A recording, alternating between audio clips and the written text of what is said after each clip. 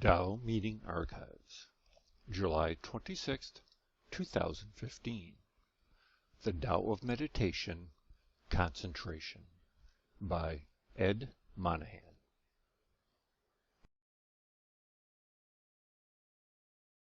Let's go ahead and do the meeting beginning ritual, everyone. 起立，面向佛堂，参加三鞠躬、一鞠躬，再鞠躬，三鞠躬，参加各位点传师一鞠躬，开班一鞠躬，请坐下。Please be seated. I am going to launch off. It's actually a good segue, speaking of Taiwan, because we had a Taiwanese visitor this week. We have a Chinese couple who bring their children to our facility, and they're participating in our summer camps. And they have a friend from Taiwan who came in with his kids, and they kept telling me that I really needed to meet this person because he's a Tao practitioner, and he would really understand what I convey to them. And they're one of the few people that I bring in that look at the shrine and can actually read the Chinese on the shrine. And the gentleman came in, and he had good English, and I had a wonderful opportunity to exchange with him, and he was so surprised to walk into our classroom where we have a very big symbol of the Tao on the wall. And he asked me, why do you do that? What does Tao mean to you? And I think it seems to have been his experience that others who he has made contact with in the West perhaps have a different understanding of Tao. And I attempted to explain it by saying, well, first let me preface this by saying that the parents who come here had told me that this gentleman has a very special set of skills, that he can feel and read energy, and that he is a specialist with the I Ching. And so I was excited to meet him because that kind of reminded me of what Derek has said about Janice's father. And so when he came in and asked me that question, I began to attempt to explain my understanding of Tao, which is this universal force, this presence, energy that surrounds us and is us, the essence of everything, that truth behind all truths, and the truth behind all expressions of different forms of religion and that type of truth. And he nodded and acknowledged, and he told me, very good, very good. I say, it's nature. And what struck me when he said that is how simple that is to convey, and what it struck me, the simplicity of someone who's a practitioner of the Tao, who has advanced level of understanding and can encapsulate everything I was trying to convey with a lot of words with one word. And how that definition of Tao can have multiple levels of meaning that's easily understood by everyone, regardless of their level of practice and their level of cultivation. And when I asked him and described to him, I showed him our curriculum and what we teach the children and what we teach the adults that I've taken, from the Tao teachings, from Lao Tzu, Confucianism, where I've taken from the principles of Yikon Tao and sort of adapted them into our lesson-based format. He nodded and asked how we were doing. And I said, well, we're doing very well. I said that I find that it's difficult sometimes to convey these messages to our, our indigenous population, because they sometimes the teachings, they're a little bit difficult to understand, or they don't quite relate to them so much. And he said, Tao Talks. And from speaking with Darren previously and going through a variety of evolutions in developing what's being conveyed here, one of the terms that I learned is the equivalent of virtue. And so I immediately understood what he was saying. And I think he was pleased to see that I understood what he was saying. And he said, Tao Talks, if you continue to practice Tao Talks, then children will change. Their actions will change because they're exposed to the true teachings. And when their behavior changes, their parents see the behavior changes, and then they will change. And it's a very slow process, but that's how this will grow. It's from the experience. He didn't say anything about advertising, didn't say anything about communication of message. He just said Tao Talks.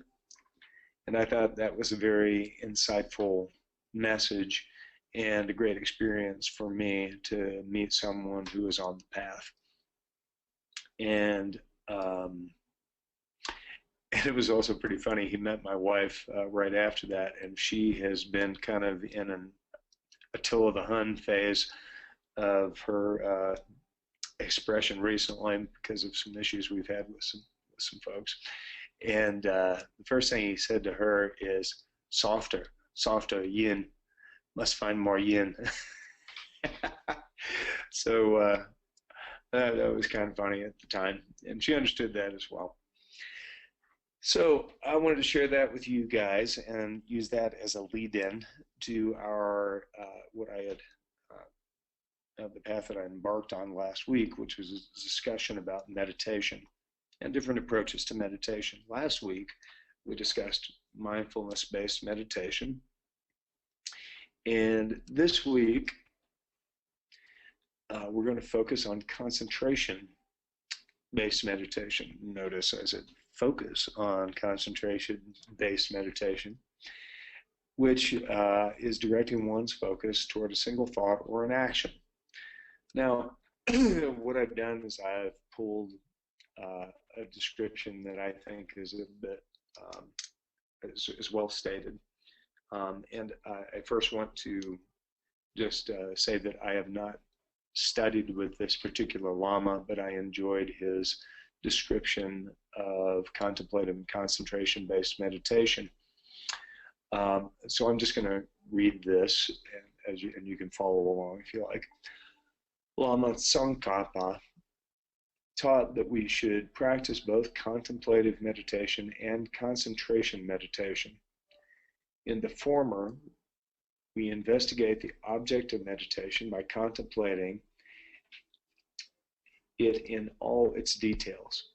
In the latter, we focus single-pointedly on one aspect of the object and hold our mind on it without movement. Single-pointed concentration, samadhi, is a meditative power that is useful in either of these two types of meditation. However, in order to develop samadhi itself, we must cultivate principally concentration meditation. And of course, samadhi, another way of saying that, is understanding or awakening. In terms of practice, this means that we must choose an object of concentration and then meditate single-pointedly on it every day until the power of samadhi is attained. The 5 great obstacles to samadhi are laziness, forgetfulness, mental wandering, and depression, failure to correct any of these above problems when they arise, and applying meditative opponents to problems that are not there, that is, they are purely imaginary. So I think this harkens back to something that Bibi was referring to when she observed the level of cultivation in Taiwan of the people she met. which is this element of laziness, forgetfulness, and having a lackadaisical attitude.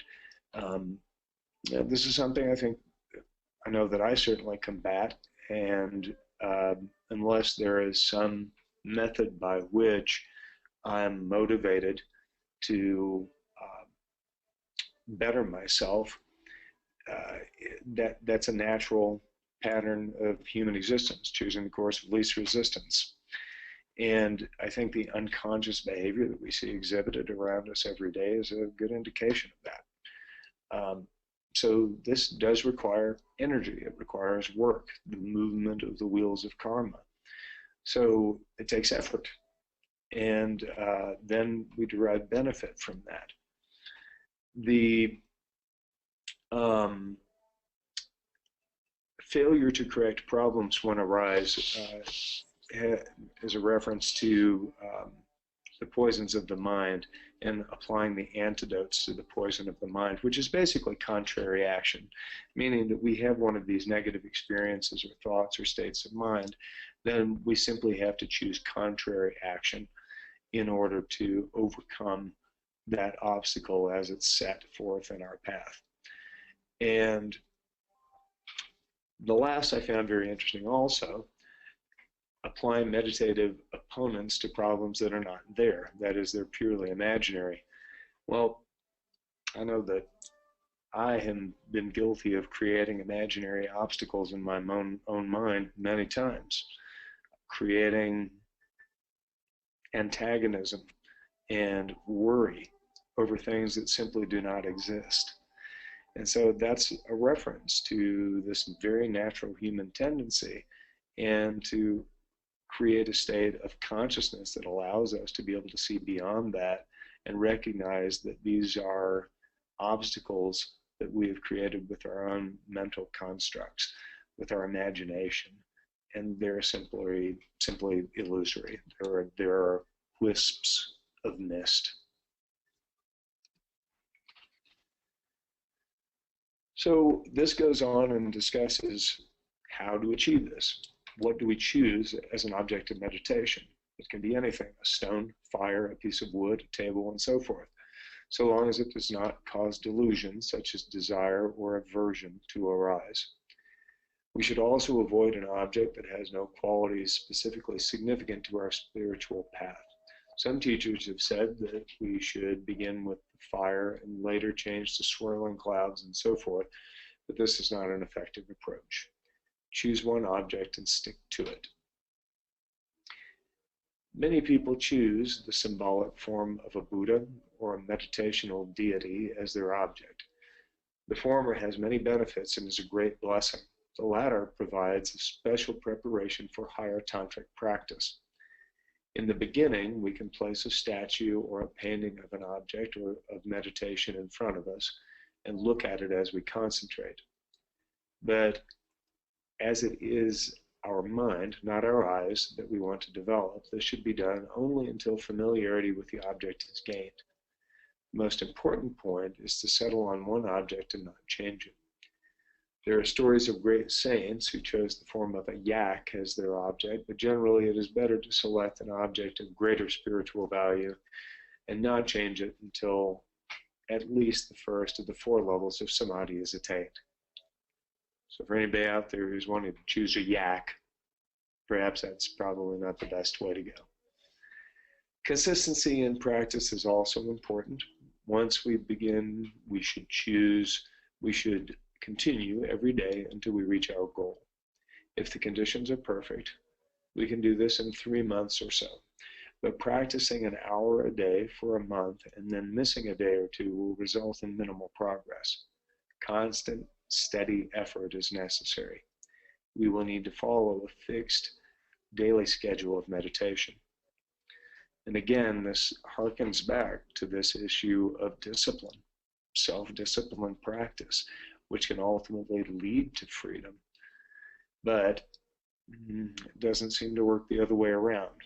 We have to place effort and concentration so that we can derive these benefits. So if we look at concentration-based meditation, The corollary I've used, the metaphor is, it's like weightlifting for your brain. Concentration combined with contemplation yields insight.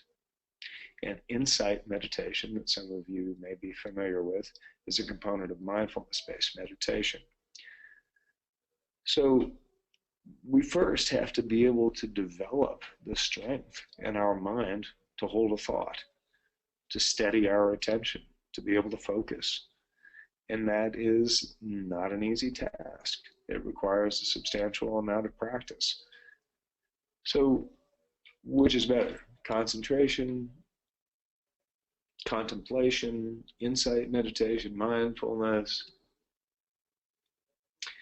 So there it is. Is it the chicken or the egg? And again, I would assert that there are prescribed paths out of many different practices that vary, many schools of thought. And my personal opinion is that we go where we're drawn, and we will find the right path if our desire, if our drive to seek truth is pure and genuine, then we will be led to the correct path.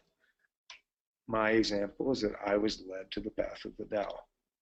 I was led straight to the temple. First thing, I studied with many teachers, but when I made a concentrated effort in saying, I want to learn about Taoism, I want to learn the Tao, I've learned about it on an academic level for many years. I practice it in martial arts, but I want to learn from an authentic source.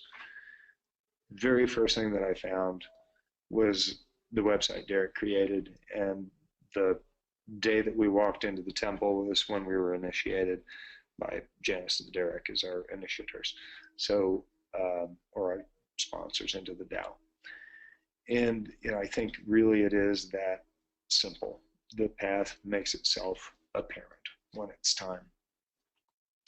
So what I would like to do is, as we did last week, give a very short example of this form of meditative practice. And I will attempt to activate the audio here. And what I've chosen for that is a simple Om mantra. Now, the Om mantra is described as the universal sound. It is the root essence of creation. It is Tao, and Tao is it. Very interesting that Eben Alexander's book about his near-death experience said that his experience of the highest level of consciousness while in his 7-day coma was that of what he refers to as Om. And that was the distinct, clear sound, the message, not even a sound, but a feeling, an essence that he experienced when he was traveling outside of his body.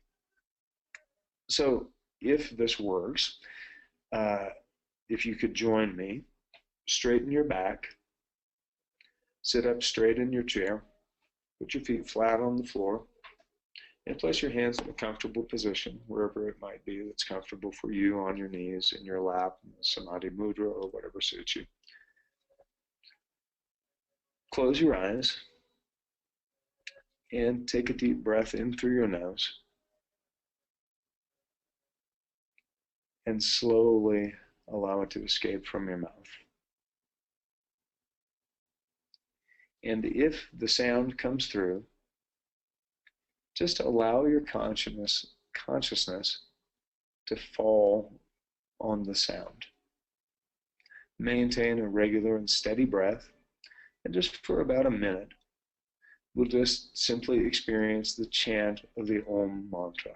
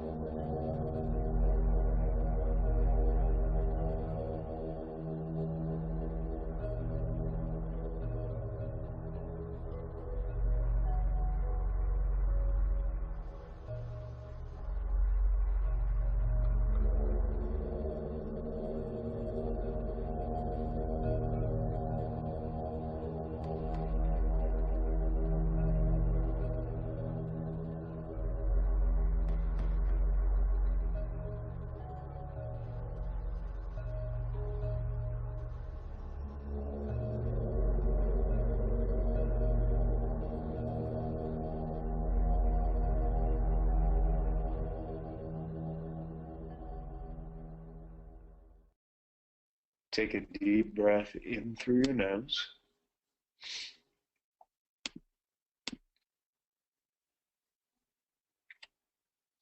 Let it out slowly through your mouth.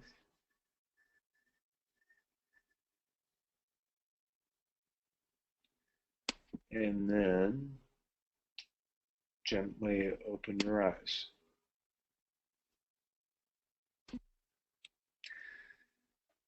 So that is a very brief example of concentration-based meditation.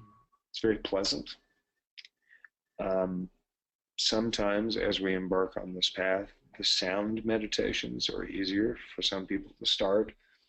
The imagery-based meditations sometimes are a bit more difficult, but it depends on the individual. The idea, though, is that we allow our mind to be focused on a single point. And it's not an issue of forcing your mind to stay. It's an issue of allowing it to be free to focus on a single point. And when it strays, to simply observe and gently guide it back to that point of concentration again. So it isn't an issue of force, it's more an issue of compliance. So I hope that was a useful meditation today, and you enjoyed the talk, and I look forward to speaking to you again in the future. Thank you so much, Ed. I think, to quote from what John Kabat-Zinn has said in the past, that when you realize that your attention has wandered off into thinking about something else in the middle of the meditation, the moments of realization is also the moments that you are able to bring it back. And therefore, he said, rather than to berate yourself, rather than to be hard on yourself, that you shouldn't have let your mind wander like that, try the opposite, which is to regard your becoming mindfully aware of wandering thoughts in a celebration mentality, that, hey, this is what this training is supposed to do, is to cause me to become more mindfully aware, and that awareness is what informs me that my mind has wandered off. So yay for me. It's a good thing that I'm welcoming back my thoughts. That's a great example.